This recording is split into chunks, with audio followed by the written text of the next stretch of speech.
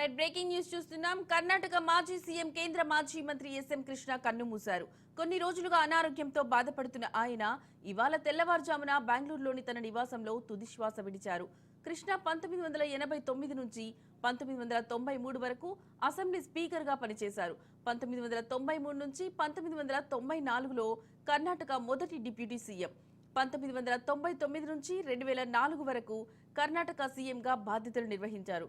అనంతరం 2004 నుంచి 2008 వరకు మహారాష్ట్ర గవర్నర్గా, 2009 నుంచి 2012 వరకు విదేశాంగ మంత్రిగా పనిచేశారు.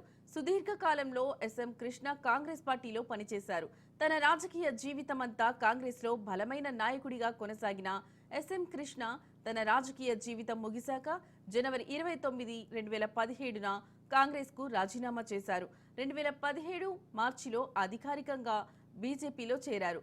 వృద్ధాప్య సంబంధిత అనారోగ్యం, ఇతర కారణాల వల్ల 7 జనవరి 2023న రాజకీయాల నుండి రిటైర్ అవుతున్నట్లు ప్రకటించారు.